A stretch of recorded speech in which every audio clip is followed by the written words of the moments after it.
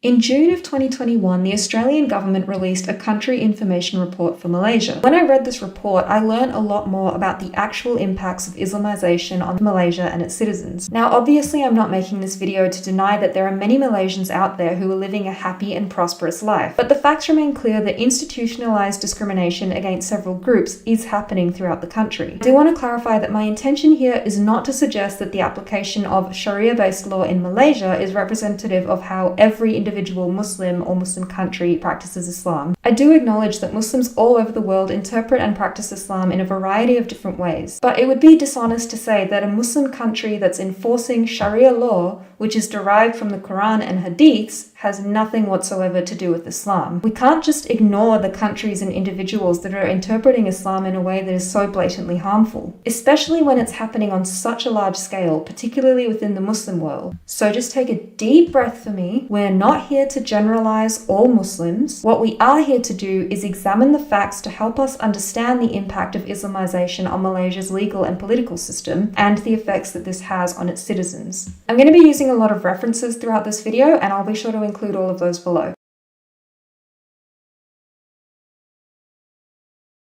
So Sunni Islam began to spread in Malaysia in the early 12th century by Arab and Indian traders. At that time, Hinduism and Buddhism were already widely rooted throughout Southeast Asia. By the end of the 17th century, Islam had become the dominant religion in the nation. So, what does Islam actually look like in Malaysia today? Let's start with an overview of the current legal and political system. So in Malaysia, the legal system comprises common law, which is administered at the federal level, and Sharia-based law, which is administered at a state level. This means that the application of Sharia law is going to differ depending on the state jurisdiction. But it's important to note that this could soon change in the near future. In 2019, the National Council for Islamic Affairs agreed on a proposal to standardize Sharia criminal law across all states. If enacted, this means that the entirety of Malaysia is going to practice the same Sharia. Article 3, subsection 1 of Malaysia's constitution states that Islam is the religion of the Federation, but other religions may be practiced in peace and harmony in any parts of the Federation. Article 11, subsection 1 also says that any person is able to profess and practice their religion. So although it seems like the Constitution is allowing for freedom of religion, there are still numerous legal constraints that are enforced upon those who don't practice Sunni Islam. State governments in Malaysia don't recognize marriages between Muslims and non-Muslims, and any children born of such marriages are officially considered illegitimate. Religious minorities face a range of institutionalized discrimination at both legal and societal levels. This includes discriminatory fatwas, raids, and arrests. The National Department of Islamic Development also has a team responsible for investigating complaints of provocations towards Islam. Citizens can make complaints directly using WhatsApp. Islamic groups and leaders have harassed and criticized people who have raised concerns over the growing Islamization of the Malaysian government. In 2019, the United Nations reported that the increasing Islamization in Malaysia was leading to the concealment of Malaysia's history. Non-Muslim cultural heritage and the pre-Islamic history of Malaysia is increasingly being omitted from textbooks. The contributions of Chinese, Indian, and indigenous Malaysians have also been marginalized. The government seems to be under the impression that the only parts of Malaysia's history that matters are the Islamic parts.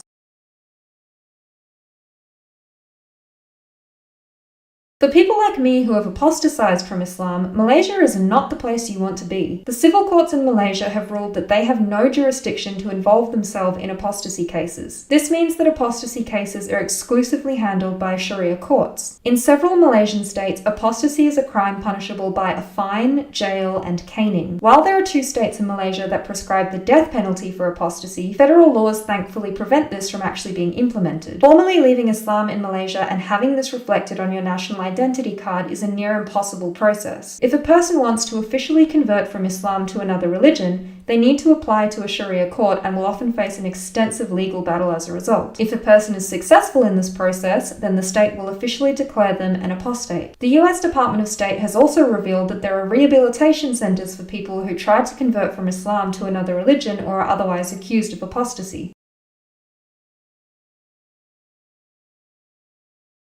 According to a 2010 census, atheists make up less than 1% of Malaysia's population. In 2019, Malaysia's former president stated in Parliament that atheism conflicts with the Malaysian constitution. He then went on to say that while the constitution does allow for freedom of religion, it does not allow for freedom from religion. He also emphasized that, if necessary, the government could impose legal sanctions on those who tried to endorse or promote atheism. In 2017, the Kuala Lumpur branch of Atheist Republic went under investigation by the government. The investigation came about after a picture was taken at the annual general meeting of Atheist Republic, and this drew significant attention online. At this point, it's unclear what the conclusion of that investigation actually was. However, the former Prime Minister made it clear that if any Muslims were found to be involved in atheist activities, the State Islamic Religious Department would not hesitate to take action against them. He also said that any ex-Muslims found to be taking part in atheist activities would be counselled, whereas anyone who was spreading atheist ideas would be prosecuted. A former minister even called for public support to hunt them down. In a different case study, a woman who was suspected of atheism and deviancy in 2018 was forced to live in an Islamic rehabilitation center for 6 months.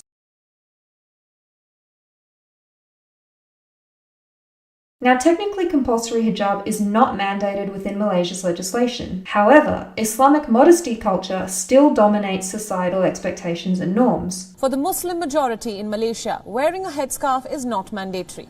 But the nation has become more conservative in recent years, and today, most Muslim women wear one. I launched an online quiz for Muslim women to know their rights. The people who did it put up photos of us. You look at the comments, tudung mana?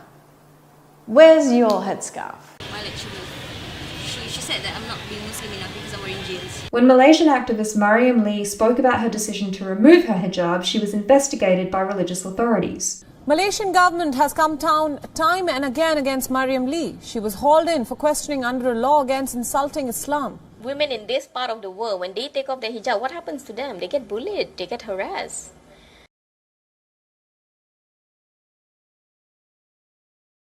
Even though Section 574 of the Malaysian Penal Code provides a sentence of up to 5 years for marital rape, the application of this law in practice is weakened because of the way that it conflicts with Sharia law. Sharia law in Malaysia prohibits wives from disobeying the lawful orders of their husbands. This creates a culture that discourages and disempowers women from reporting instances of things like marital rape. I think it's important to note as well that the expectation for wives to be obedient to their husbands is made very explicit within verse 434 of the Quran. People seem to fixate on the argument of whether or not it says to beat your wives, but all the while disregard the fact that the verse as a whole remains blatantly misogynistic regardless of that. We can see the implications of this verse reflected within Malaysia's own legal system. We see that Sharia law is placing a hindrance on the protection of women against violence perpetrated by their husbands.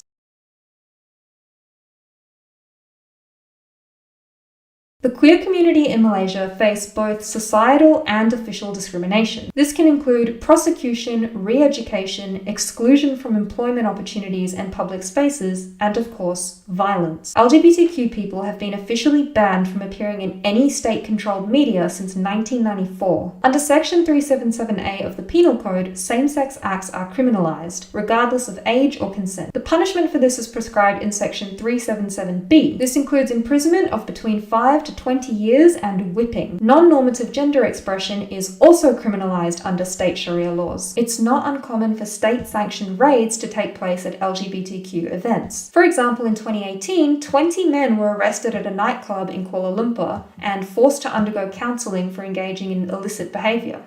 In the same year, 2 women were publicly caned in front of 100 witnesses just for attempting to engage in sexual intercourse. In 2018, the Minister for Religious Affairs announced that nearly 1,500 people had taken part in a rehabilitation program to re-educate them about their sexual identities. Trans people in Malaysia are particularly vulnerable and at risk of prosecution and violence. A man is obviously must be a man, and a woman must behave like a woman.